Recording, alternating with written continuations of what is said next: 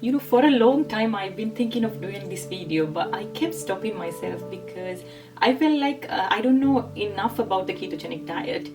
Last week I was listening to one of my favorite podcasts, and while listening to that I knew straight away that I have to do this video. Hello, boys and girls, ladies and germs. This is Tim Ferriss. Welcome to another episode of The Tim Ferriss Show. Chris, it's of watching a closed session video within which you spoke on stage with one of your patients. I knew this podcast had to happen. That is the story of a 70-year-old woman who had a horrible childhood. She had a lot of PTSD, depression, other things. And at the age of 70, she was referred to a weight loss clinic at Duke University where they were using the ketogenic diet as a weight loss method.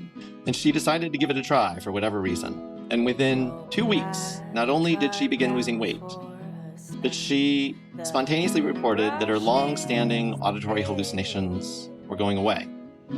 Within months, all of her symptoms of schizophrenia were in full and complete remission.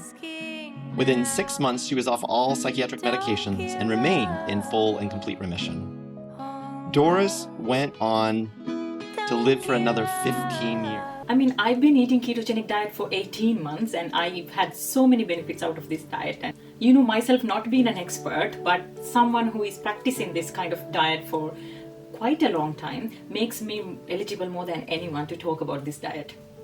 Really speaking, I don't think I need to be an expert to talk about ketogenic diet. I'm basically in this video telling why I started this diet and how I continue to eat ketogenic food, and also the benefits I had from this diet, and most importantly, how I managed to stick to this new habit for such a long time. So why did I start this diet? About 18 months ago, I was diagnosed with marginally high blood sugar levels, and I had an appointment with a diabetic nurse, and she was discussing all the options with me. Then she gave me a leaflet with all the dietary options I can try, and one of the options in that leaflet was very low carb diet. So I felt like I should give it a go, and I started eating very low carb diet, which in other hand is a ketogenic diet. Fortunately, around the same time, I had to go to a conference for general practitioners or GPs in the UK. So there I found a few experts were talking about the benefits of ketogenic diet, mainly in reducing blood sugar level. They were talking about how ketogenic diet helped people to completely get rid of their diabetes. So when I was a medical student, I learned that diabetes is something you cannot cure and it's something you can control. However, when I heard that practicing or eating a ketogenic diet can completely get rid of diabetes, that was quite a news for me. My husband was pre-diabetic as well, but both of us had a very strong family history of diabetes. So we thought to give this diet a try. So after 1.5 years, here we are living the best version of our life just because of this change we made with our diet. So what is a ketogenic diet?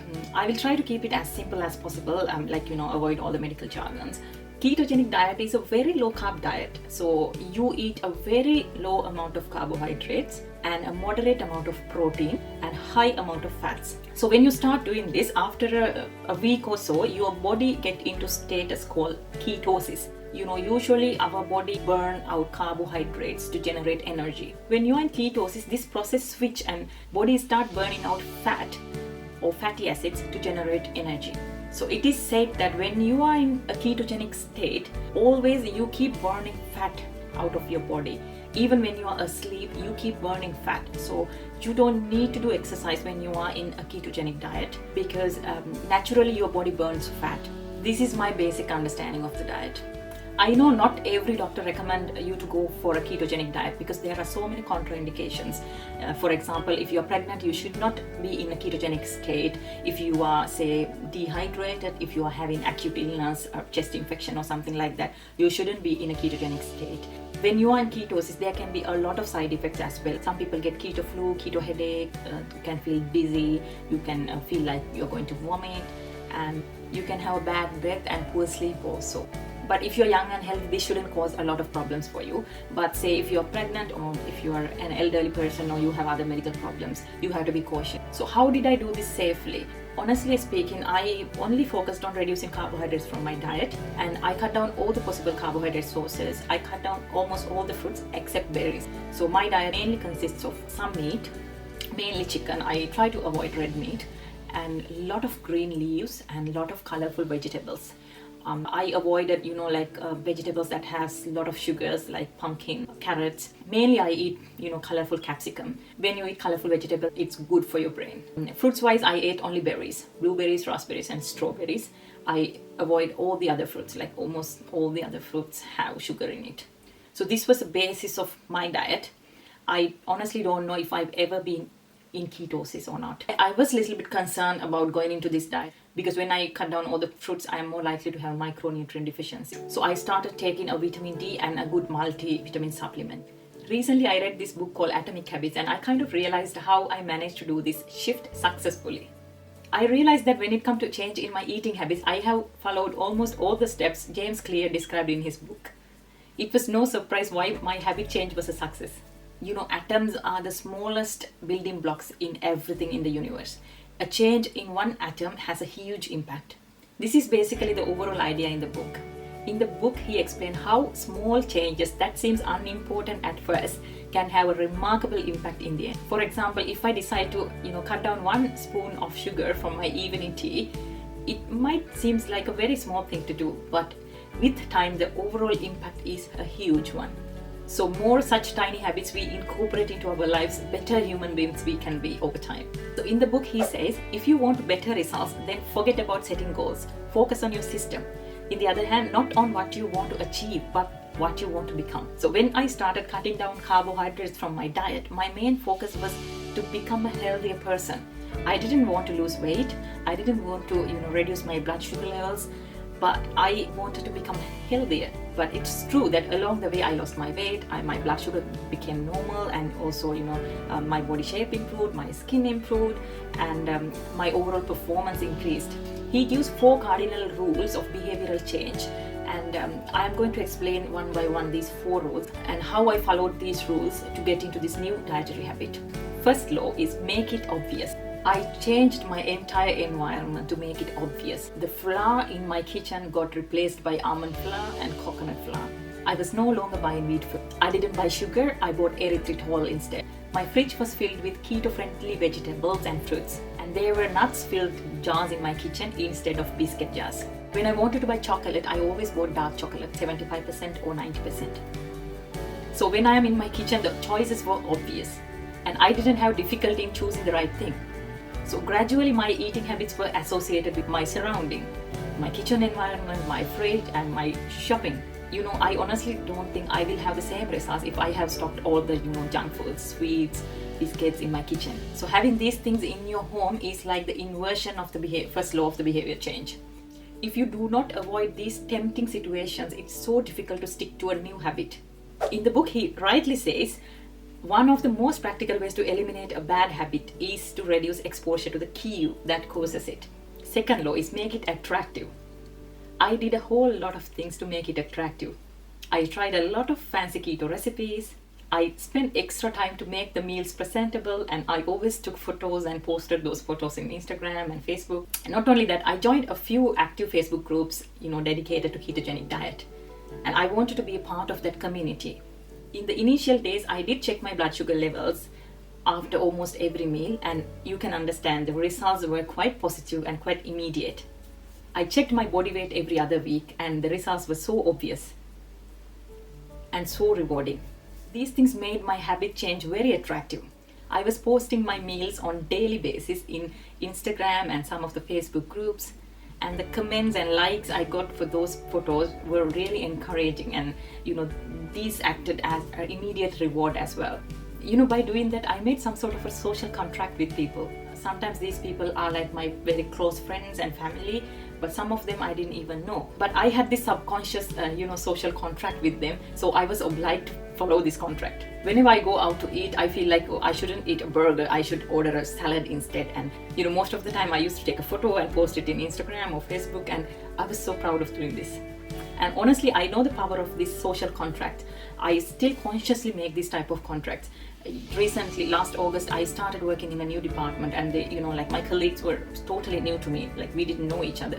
So I made it obvious for them that I am on a ketogenic diet, and I'm not eating biscuits, I'm not eating sugar, I'm not adding sugar into my coffee and stuff like that.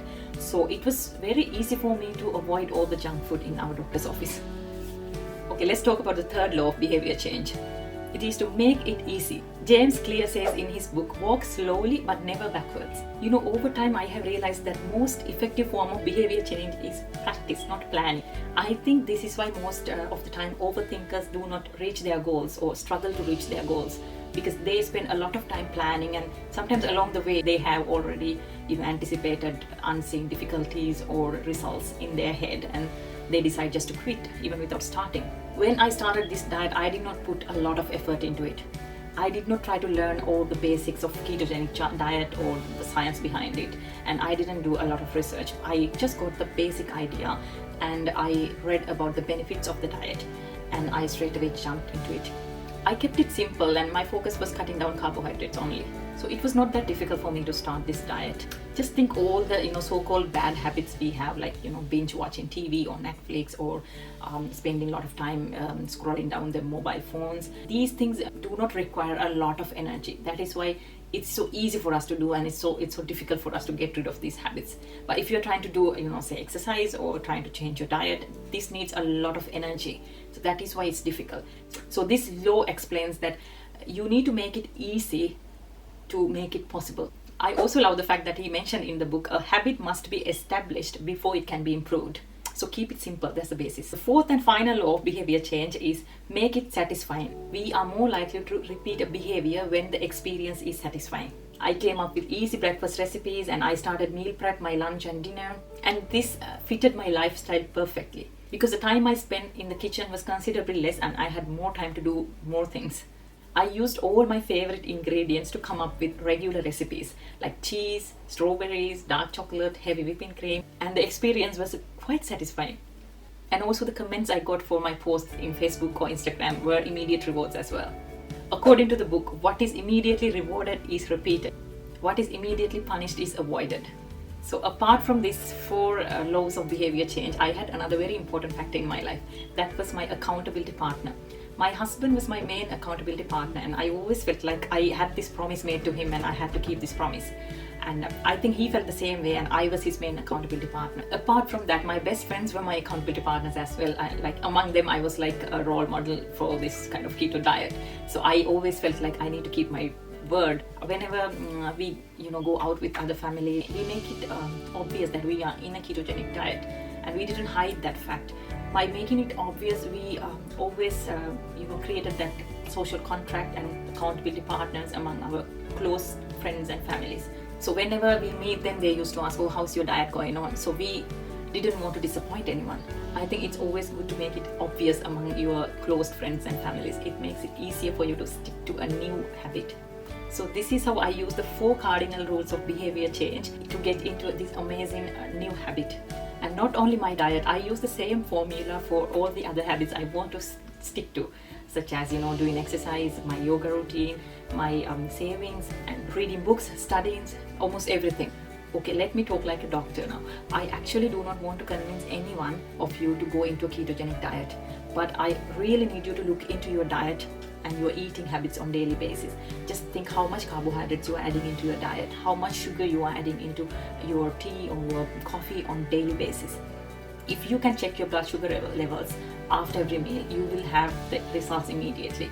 Because we like numbers, this will be a big realization for you. And carbohydrates is another name for sugar, and sugar is something like heroin. It is very addictive, and if you really want to know the bad effects of sugar, there are plenty of good documentaries, and you can always search these in YouTube and watch. These days, majority of our population is addicted to this toxin called sugar. Just reducing a teaspoon of sugar in your evening tea can have a huge impact over time. And whatever the age group you are in, you can be very young, you can be very old. It's never too early or never too late to cut down your sugars. Think of these small changes you can do to improve your health before it's too late. You can use these 4 cardinal rules of behavior change to get into that atomic habit that can make you become the best version of you.